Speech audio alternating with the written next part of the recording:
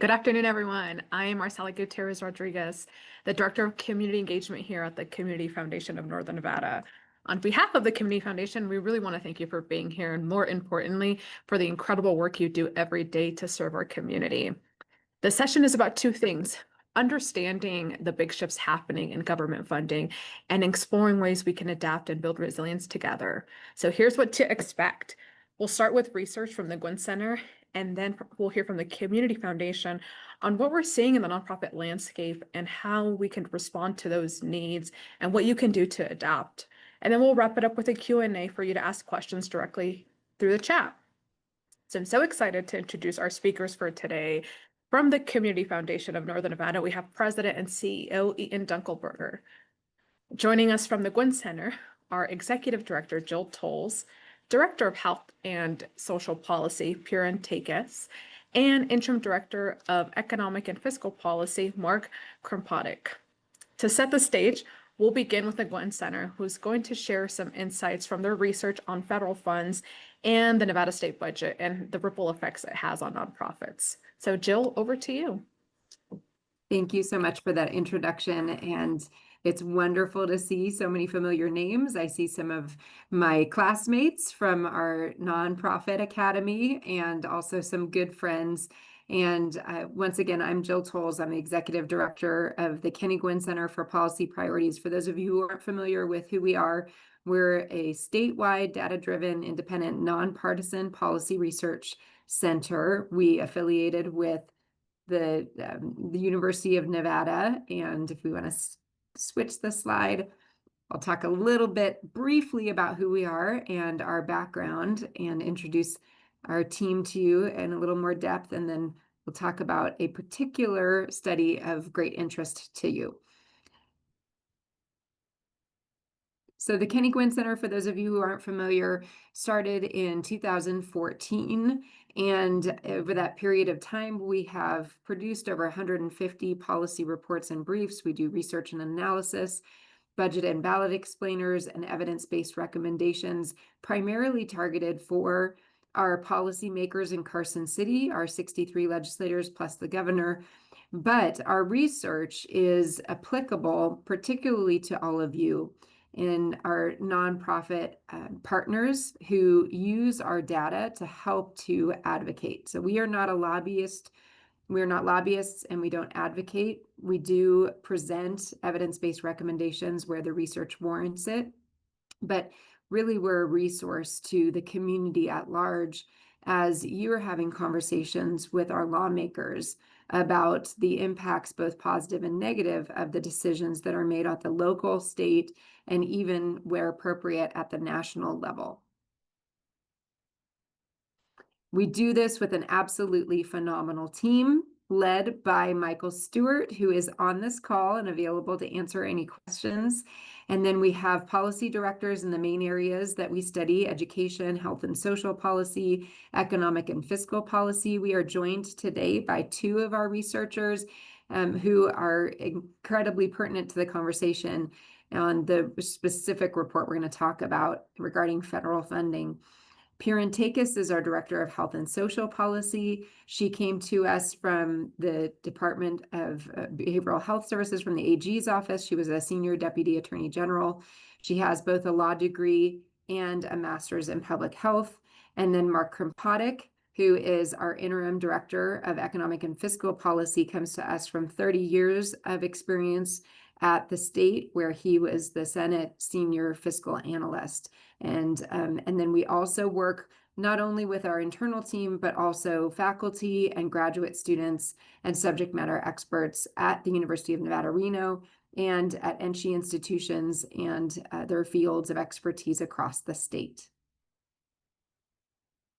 But today, I want to specifically talk to you about one of our reports that garnered a lot of attention in recent months. And as you all know, we're all here because there's been a lot of changes and shifts at the federal level that we're finding have an impact here at the state level, particularly on nonprofits. And so a few months ago, after several conversations with stakeholders that kept asking, well, is there waste, fraud, and abuse? How much are we spending on our federal dollars and where?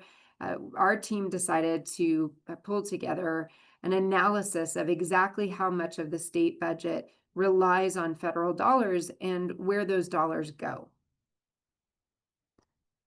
As I mentioned before, two of our two main authors are here on the call, Pirantakis and Mark Krimpadik. And so they're available to answer questions at the end. So if you have any, type them up. You can put them in the chat, and during Q&A, we'll do our best to answer all your questions and certainly follow up with more. So based on the analysis of the last biennial budget, 27.7% of Nevada's budget is based on federal dollars. And I'd love to tell you that that went less dependent in this cycle. However, it didn't. We actually increased our dependence, believe it or not, during the cycle of reducing the potential funds that we're getting from the federal government. So now 28.1% of our budget is dependent upon federal funds. And so what our team did was break down what are the top categories those funds go to.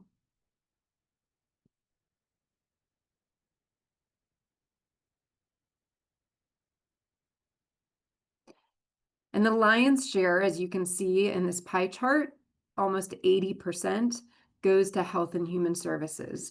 1 in 4 Nevadans are on Medicaid, and 1 in 4 children are on CHIP. And then next up beyond that is transportation, our basic infrastructure for the state. And then the next highest category is education. From there, agriculture, which pays for a lot of our nutrition services. And then employment training and rehabilitation was another area of focus that we wanted to spend time on because that meets the needs of a lot of our disabled community. I wanted to spend just a few moments covering some top highlights for you. And many of you have seen the impacts of these cuts already. And then we also know with the passage of the big, beautiful bill, which I'll let Mark Krimpadik talk about during the Q&A time, for anyone who has questions on that, that there are going to be even more impacts coming in the near future. So let's look back historically at where a lot of these critical funds have gone. In 2024, the Department of Health and Human Services received $37 million in federal funds to aid 310,000 children. The Nevada Checkup Program, otherwise known as CHIP, served 33,000 children per month, providing low-cost health care for uninsured children ages 0 to 18. So pretty significant number of recipients of those aid programs. When it comes to nutrition services, some of the most basic needs of our population in FY 2024, the SNAP Assistance Program provided 270,000 households per month with supplemental income to support for food with participating retailers, specifically targeted for low-income families. In addition, specific to women and children, in 2023, the WIC program provided 52,000 households per month with food, nutrition, education, pregnancy, postpartum, and breastfeeding support. In healthcare, in FY 2024, 330,000 adults and 22,000 children per month received Medicaid coverage. Moving on beyond health and human services, the Department of Transportation was the next largest category, and those federal dollars helped with construction expenses, basic infrastructure, planning and research, right-of-way support, engineering, not just for our roads, but also for transit, rail, and aviation. And then moving on to education, something near and dear to so many of our hearts. Title I funds, 150 million of those went to support interventions, teacher support, and student achievement. And then the IDEA program provided 87 million for students with disabilities and special education. And then back to nutrition, obviously agriculture being a primary source of food for our population. The Department of Agriculture is budgeted to receive 177 million in National School Lunch Program funding and 54 million in School Breakfast Program funding, according to our research. meeting the needs of the most vulnerable in our communities, our children. And then employment, because we hope to support people who are trying to get back on their feet, get upskilled, reskilled, get the jobs that they need. In FY 2024, the Bureau of Vocational Rehabilitation with the Department of Education, Training, and Rehabilitation served 7,300 clients. And DETR provides pre-employment transition services to students also with disabilities aged 14 to 21. So in FY 2024, that was over 2,100 students who were served by those programs. Because we want to empower people with factual information and the best data that they can have in their hands, I would encourage you to go to the report yourself. You can find it on guinncenter.org, and I know that we'll be posting the link to the report so that you can see the appendix in the back. But this was what garnered the most attention by both Democrats and Republicans. And interestingly enough, even though our target audience tends to be our state legislators, who were also really excited to get this in their hands in the center of the legislative session, it got a lot of notice from our congressional delegation.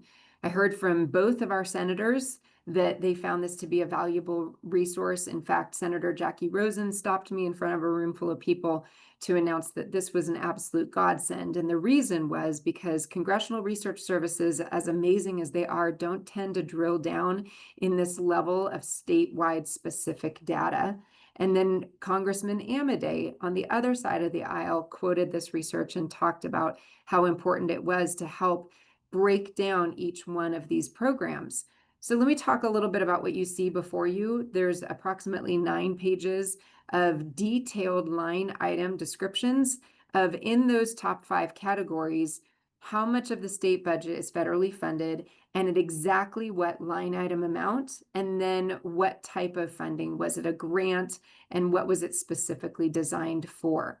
And the reason why this was so valuable, and I'll just share a little personal background. I served in the Nevada legislature for 3 terms, including during COVID. And so I served on the Ways and Means Committee, and I know exactly what it's like personally to be sitting behind that dais, to be told you're going to have to find over $1 billion to cut out of this $9 billion budget. Here's a pen, start redlining. And you're faced with a decision about, do you cut disability services? Do you cut infant and maternal health services, communicable diseases, education supports, training and rehabilitation to get people back into the workforce?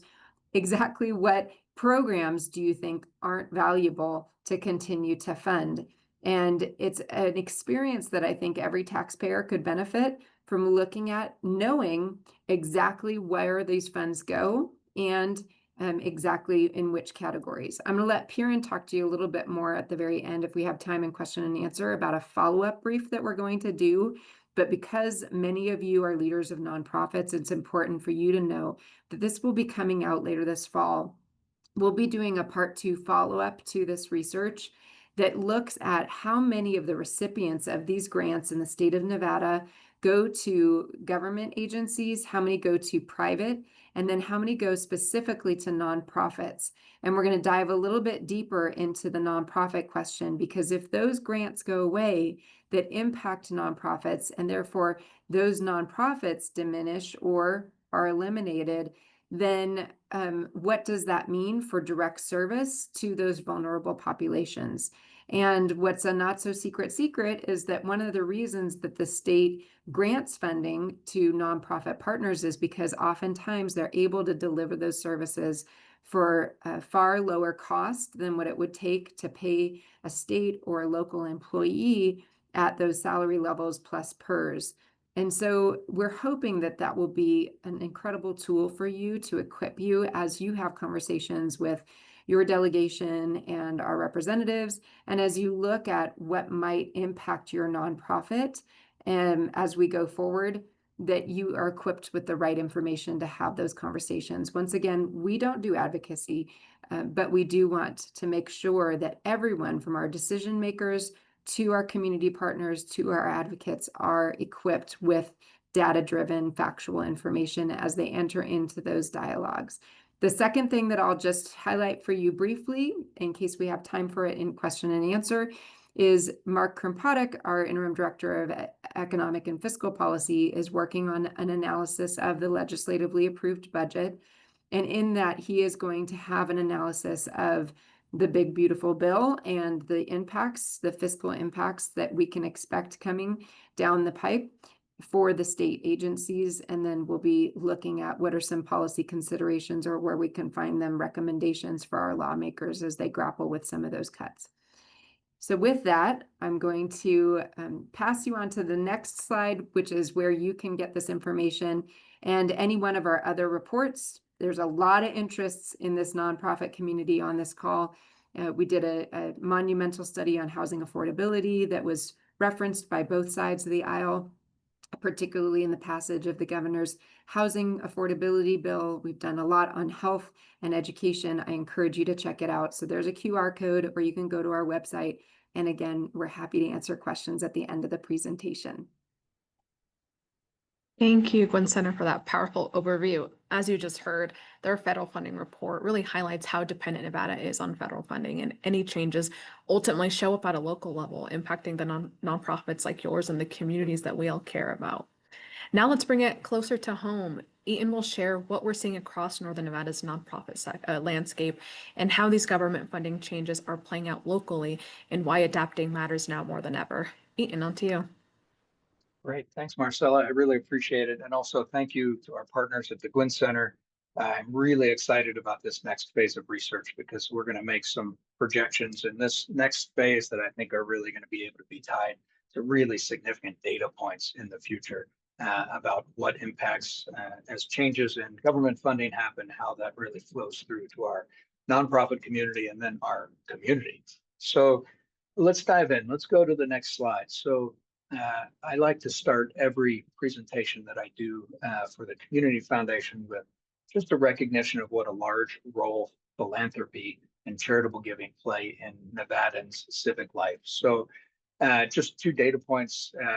One, the Association of Counties in Nevada, NACO, provided a report where they estimated that doubling the Nevada state government would still have us be ranked 50th in terms of size per capita.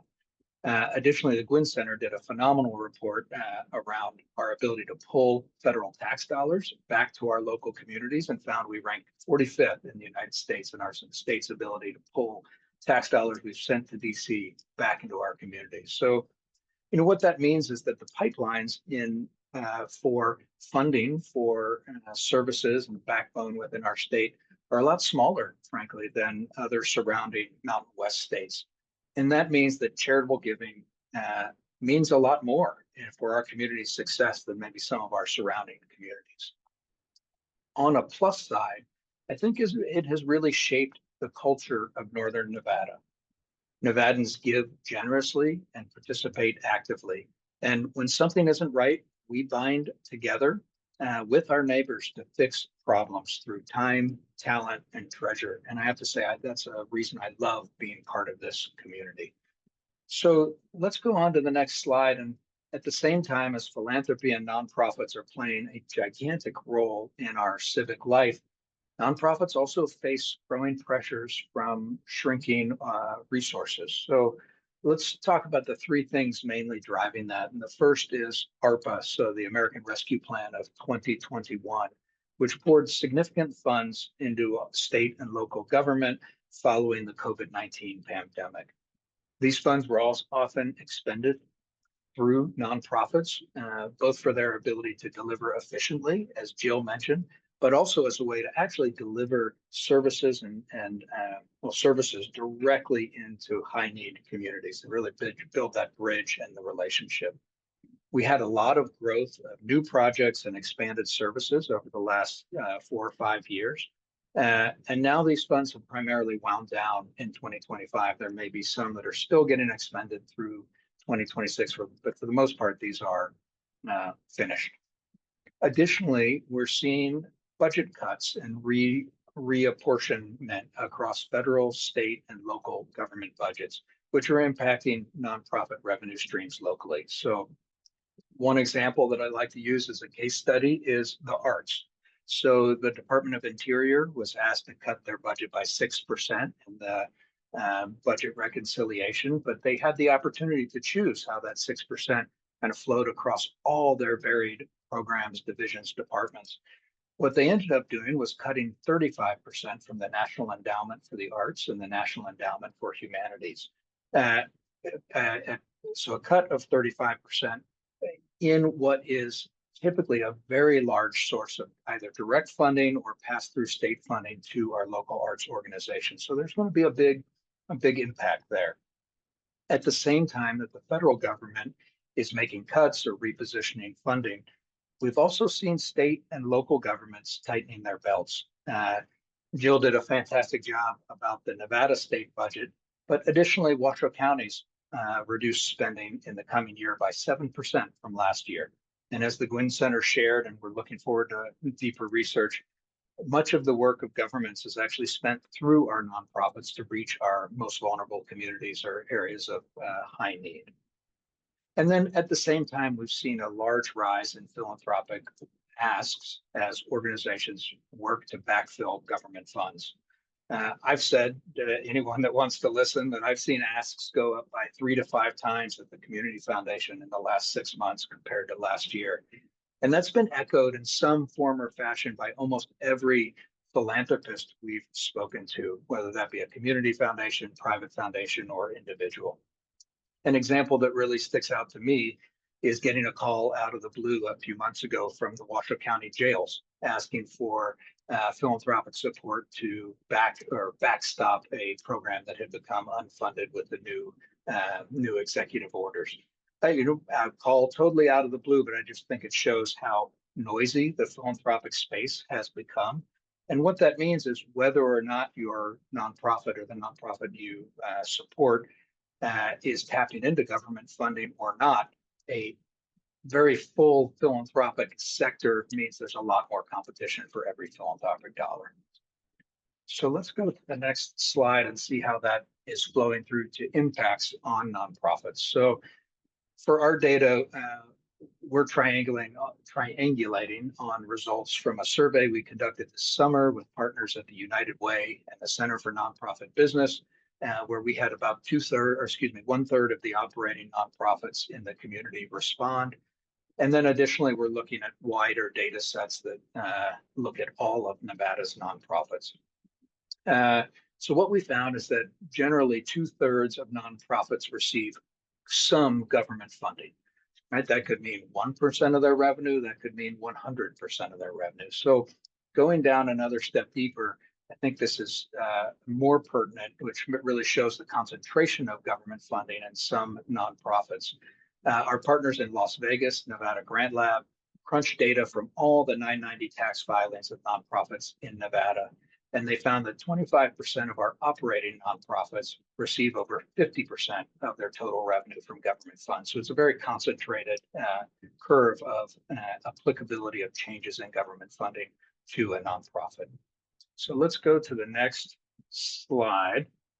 So in the survey we conducted this summer, and United Way and the Center for Nonprofit Business are actually hosting a really informative deep dive in this on the 4th. We learned that 2/3 of the nonprofits reported experiencing challenges based on changes in government funding. We saw that changes in federal funding were the most acute for nonprofits. State was a little less, and local government funding changes was even a little less than that, but all 3 of those were above 50% for our nonprofit community. I can share our own example with our Village on Sage Street project as an example of just how complex this can be for nonprofits. The Community Foundation had $1 million of outstanding reimbursement with a state program funded by federal dollars that we had already expended or paid out for construction costs. Typically, our reimbursement rate was 60 to 90 days. And in this case, it stretched to 180 days. So we're really fortunate to have some mechanisms where we could manage cash flow. But for many nonprofits, this could cause a well-deserved panic attack at the board and staff level in figuring out how to resolve an issue like this. So let's dive into actually nonprofits in their own words reported that funding cuts are causing major capacity strains. I think this helps illustrate what's happening today. The biggest thing we heard about were layoffs, job insecurity, and program cuts. And I think the top quote to the right really encapsulates this in saying we had to lay off team members and it will dramatically reduce our ability to serve Nevada's older adults. On top of that, though, we also saw reports of a lot of uncertainty and challenges in planning for the future while we had a shifting government spending landscape. Additionally, we heard reports of rising need as different programs are cut or shifted. Suddenly, the demand for many nonprofit services was increasing rapidly at the same time where government funding cuts were coming into effect. And finally, we saw increased competition for private funding. I mentioned that before, but an increase in competition for private donations and finding the philanthropic marketplace very busy or noisy and lots of competition there. So let's head to the next slide. And I think this may be really most importantly, says, over the last 5 months, we've seen 8 mid-sized nonprofits that have been long-serving in our community either shutter or begin the closure process in Washoe County based on financial insecurity. These nonprofits range across environment, education, immigration services, drug and alcohol recovery, or serving people with intellectual disabilities. So it's not just tied to one or two sectors, but really a very broad-based impact. And we believe strongly this shows that we're in the early stages of a period of intense consolidation in the nonprofit space, as the impacts of Nevada's state budget didn't come online until July 1st, and the new federal budget has not yet been implemented. It's been in the news quite a bit. We know a lot about it, or we're learning more about it, but it has not been implemented yet. So we kind of see this almost as a canary in the coal mine of what's coming down the road. So let's go to the next kind of obvious, so what? What is the impact on our community?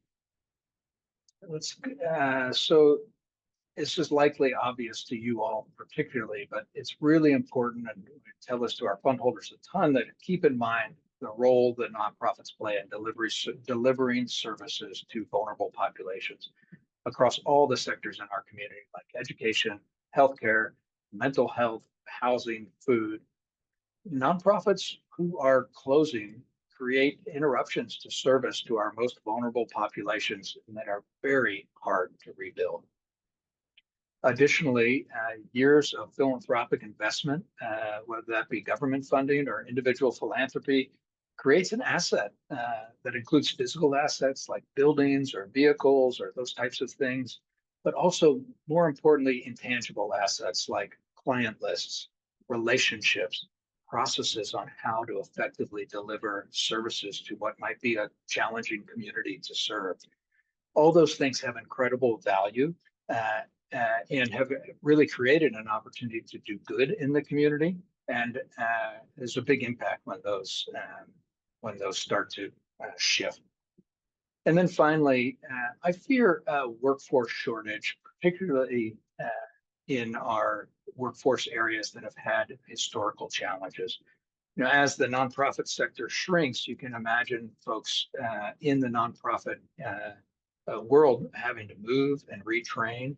And there are a tremendous number of, for example, educators or mental health workers or healthcare workers that are delivering their services through nonprofits that could have to move, retrain, further exacerbating some of the workforce shortages that have really been challenging for us over the last several years. So let's go to the next slide. So what can nonprofit leaders do in this time? So I think it's really important. Sorry, I got my notes out of order here. The first most important thing that we recommend is just recognizing that the changes underway in government funding and the philanthropic landscape are structural changes, and recognize these as long-term changes. I've heard from both philanthropists and nonprofit leaders that they might wait until the midterms or something similar to, if we can just hold out for a year or two, we'll be fine. But a lot of these things take a very long time to unwind or change, and change may be incremental. But probably won't be completely back to what we considered to be normal. So it's really important if your nonprofit receives government funding to project what these new impacts will be and to come up with contingency plans and new operating models that respond to a new funding model. Additionally, even if your nonprofit doesn't receive a lot of government funding, and you're planning to increase your private philanthropy to continue to grow your services in the community, it's important to recognize how noisy the philanthropic marketplace is currently for philanthropists, and really think critically about how this might impact your growth strategies in the next 2 to 3 years, because we don't anticipate that calming down.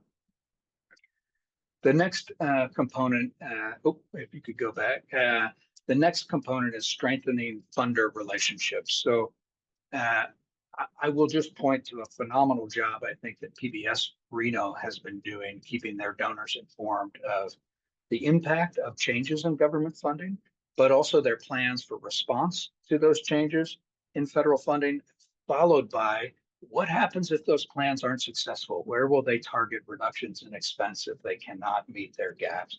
I think it's a real masterclass on communicating with donors, and I'd recommend taking a look and considering implementing something similar. The most important part here is don't assume that your donors know what's happening with your organization.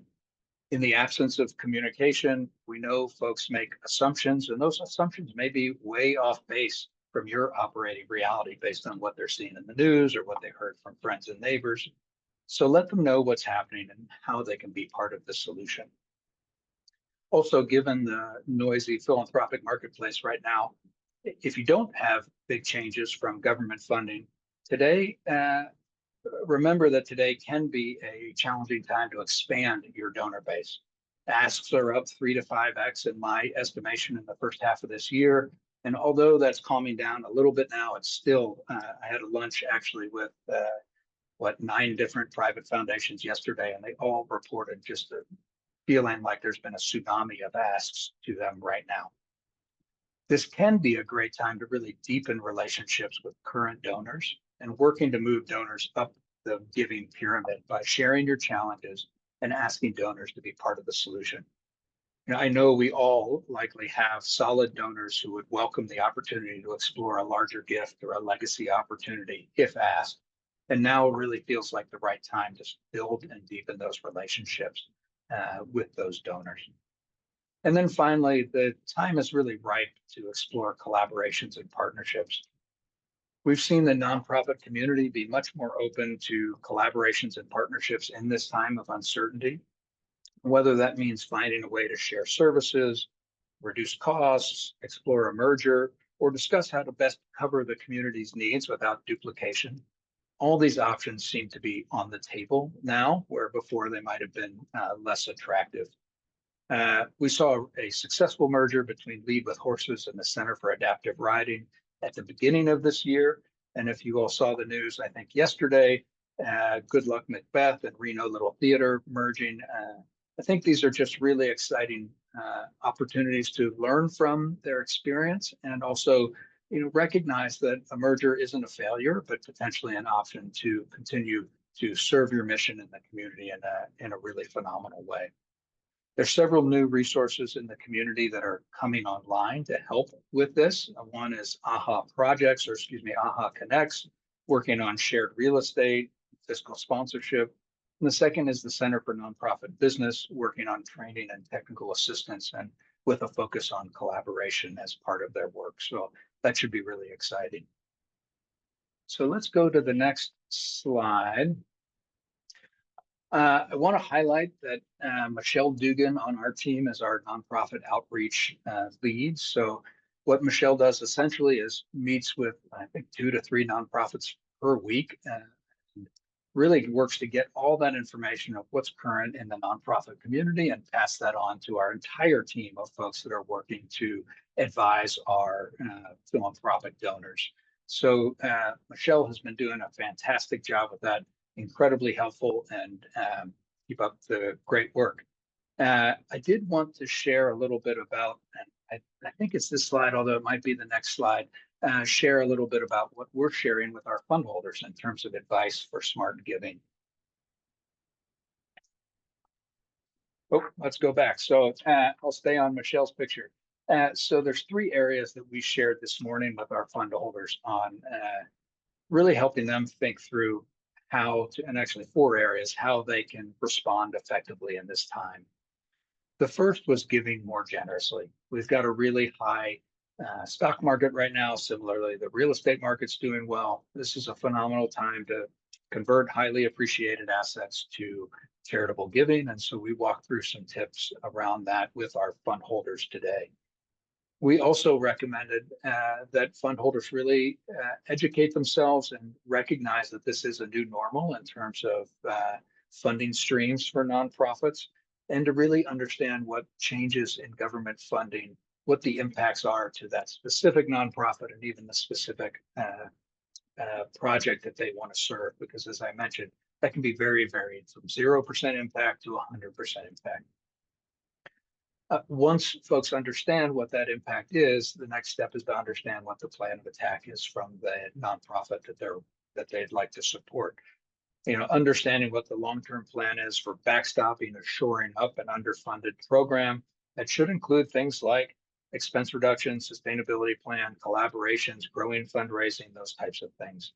And again, we shared the example PBS Reno's website with them as just a fantastic model, essentially. And then finally, we recommended that our donors just maintain a healthy skepticism for emergency asks. Emergency funding requests are incredibly compelling, and we recommend that they just take a moment when they're approached with an emergency funding request to just take a moment and ask a few questions, combining kind of that heart and head.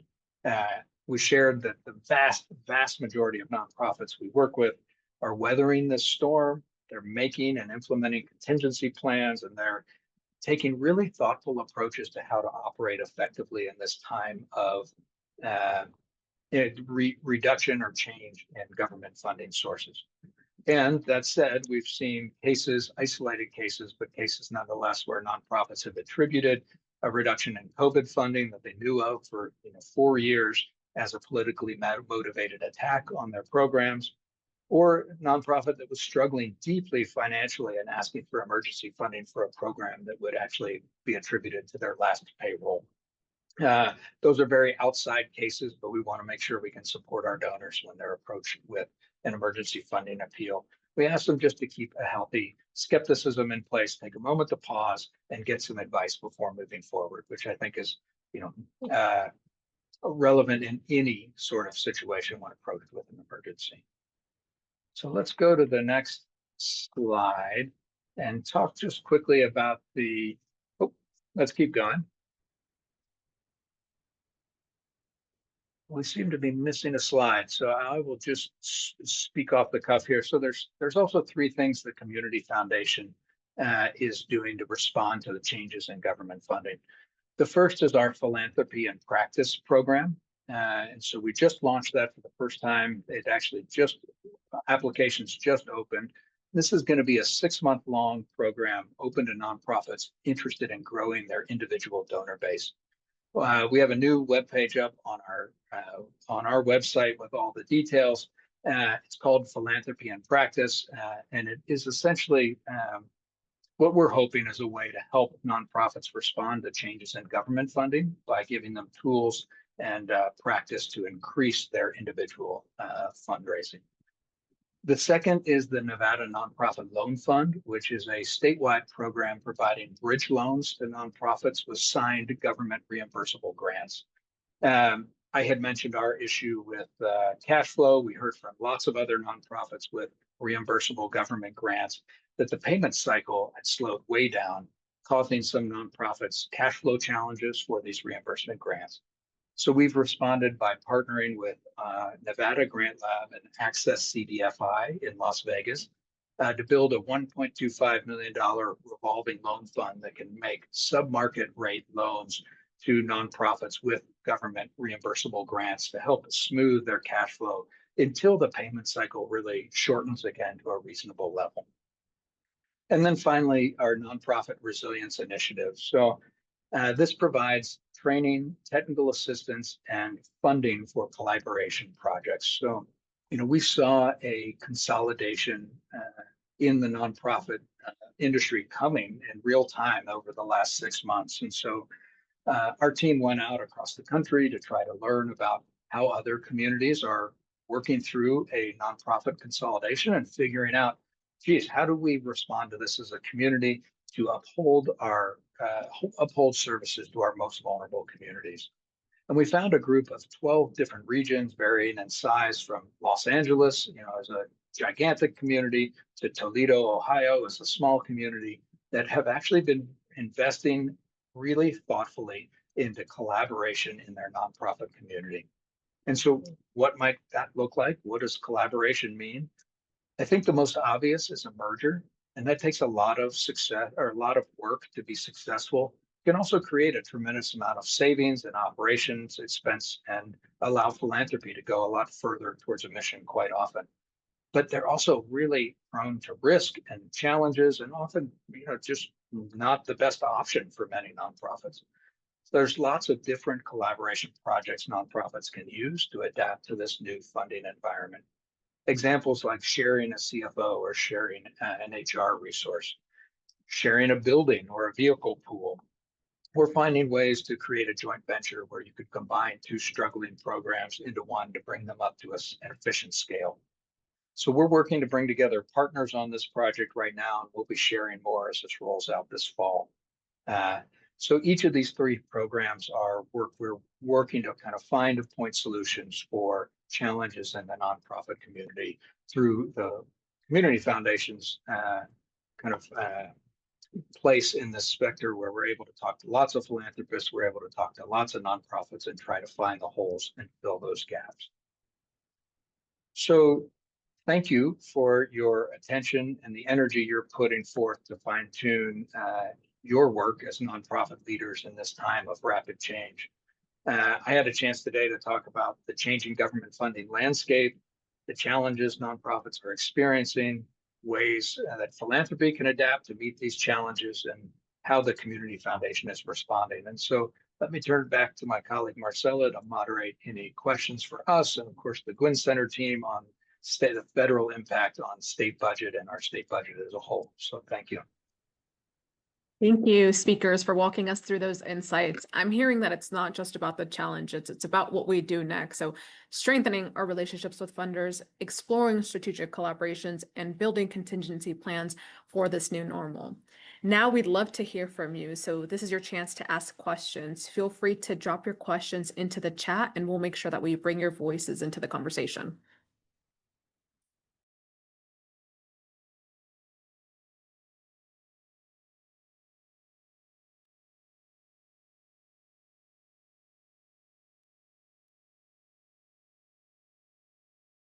As we wait for these questions to come through, I have a question for the Guinn Center.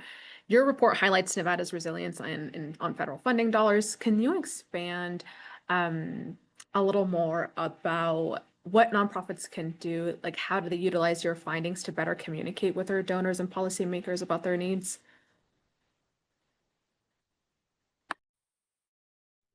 Absolutely. And so this is near and dear to my heart because I wear three different hats. One, I started as an advocate for education and child abuse prevention. Two, I served as a legislator for 3 terms. And 3, I am now an executive of a nonprofit facing many of the same challenges that you are on this call. And so I'll just say briefly that as a whole, it is helpful to build relationships with not only your representatives, but also others that serve on committees that deal with the topics that you address in your nonprofit.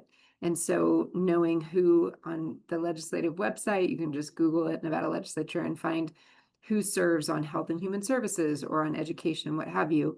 Build relationship with those representatives if you are able, and then use the data in our reports to help show what the need is. So you'll find in any one of our reports, we talk about the needs of everything from early childhood education to food insecurity. We've got a report coming out this fall on food insecurity, to the healthcare deserts that we have across our state. So as you find that data, it helps you to build your argument of here's what the need is. And then as you look at our reports that analyze the budget, you can see what the state has allocated, where they draw their revenues from, and then what the federal allocation is. And you can go to your representatives and make the point that if there are drops in those specific programs, here's the direct impact that's going to have on your nonprofit's ability to meet the needs of those citizens. And we're working on right now a AI tool on our website to make it easy. You do have a search engine. You could certainly scroll through and look at any of our reports there. We work very hard to make them accessible to everyone in the public, to make them readable and packed with good data and some charts and pictures to help communicate that message. But with the AI tool, that's going to be helpful too, to help find out of our 150 plus reports, and Lord only knows how many tens of thousands of pages of research that we've produced, to find that more easily. But most importantly, you have us right here in your hometown, and then with a presence statewide. Feel free to come meet with our team. Feel free to sit down with Michael, who is a wealth of knowledge of 25 years of experience in the state, with Piran, who has a wealth of knowledge on health issues. We can set up Zoom calls with with Anna Colquitt, our Director of Education, and with Mark, if that's easier for you. And we're just here to be a resource, because we all are going to be better at this together with the right information to bring people together around facts and solutions. That is incredibly helpful. Thank you. I know that this part 2 of the report is coming out soon. So could you touch on that and how organizations will also be able to utilize that information as they advocate for their mission and their causes?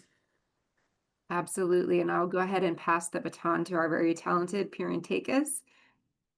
Piran, Great. take it away.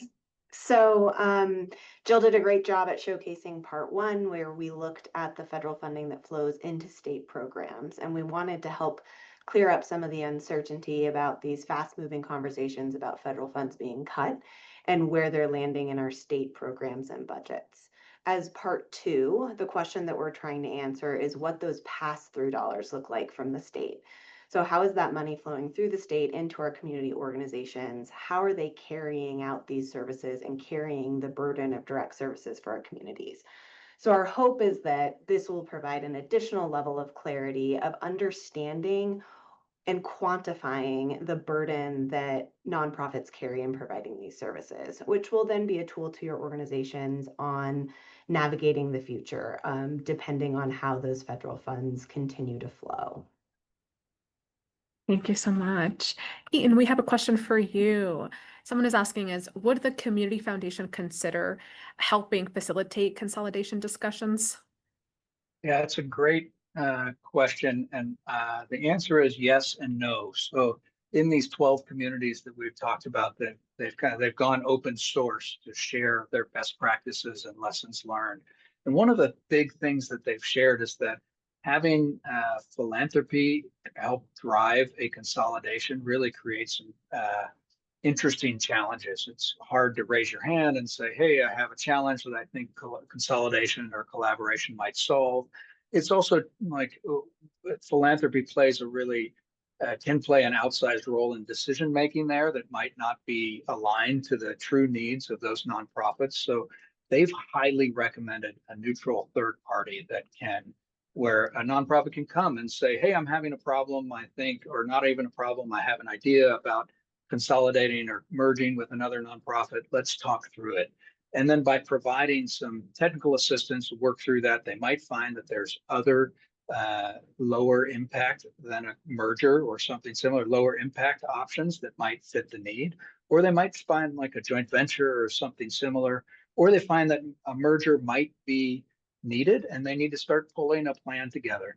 The concept for our resilience initiative is really that we would help fund training and technical assistance within a third party in our community that's not tied to philanthropy, so that nonprofits can feel comfortable, very anonymously raise their hand, have that conversation, work through a concept, get to a place where they've got a plan of attack, and then the Community Foundation can provide grant funding to make that work. Because the other thing we've seen Sean, you probably remember when we looked at a merger with Sierra Nevada Journeys, it cost us $30,000 just to say no to merge, you know? So mergers can be pretty expensive. They take a lot of headspace and they unfortunately take some money. And so we want to make sure that we're providing that layer of training and technical assistance and then funding to go with it so that these things can come together. So long way of saying yes and no, I guess.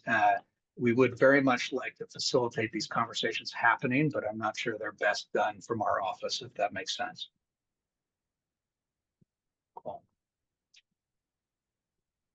We still have a few minutes left, so please continue to add questions into the chat.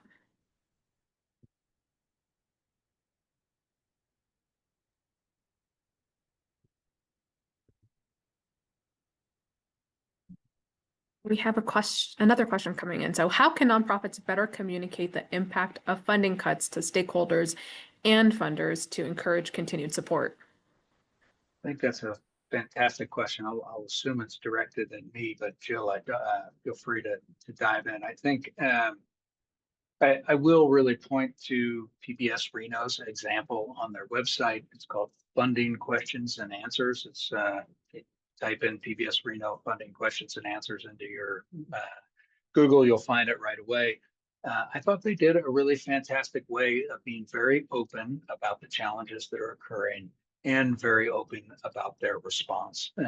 I know that can be challenging because many of us have been kind of feel like it's been changing quite a bit over the first, thank you. It's been changing quite a bit over the first 6 months of this year. But things are starting to stabilize in terms of what the funding prognosis looks like.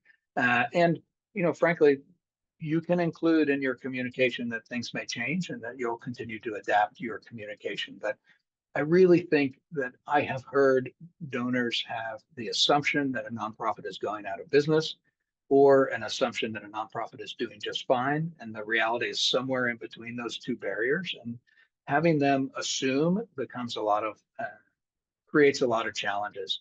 Additionally, it really misses an opportunity to engage them in a solution. So if you can share a challenge and share a possible solution, it's a phenomenal way to really deepen relationships, really creating that kind of trusted relationship between nonprofits and donors that I think really makes for that kind of marriage that really can escalate not just relationship building, but then the follow-on gift that can come from that. So it can be really exciting.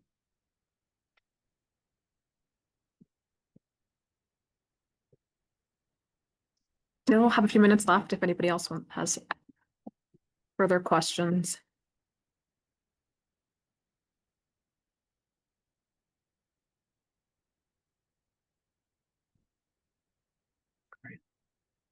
Well, do let us know feedback on how helpful this is. I know taking an hour from 35 nonprofit leaders is a tremendous amount. So we want to make sure we're really delivering solid information back to our community, of which we're a part of. So we care deeply about your time and your efforts. So please let us know how this is going and if you'd like to know more as we go. Let me turn it over to Marcella to close for us. Absolutely. Well, as Ian mentioned, thank you so much for taking a moment out of your day to meet with us. We know that it is not an easy time. The funding landscape is shifting, needs are rising. Many of you are caring more with fewer resources, yet you continue to show up with compassion and resilience. So thank you again for being here. And most of all, thank you so much for making a lasting impact in Northern Nevada. And please feel free to reach out. We'll send out an email with the recording and the link to the report. And again, thank you so much for making Northern Nevada a better place to live.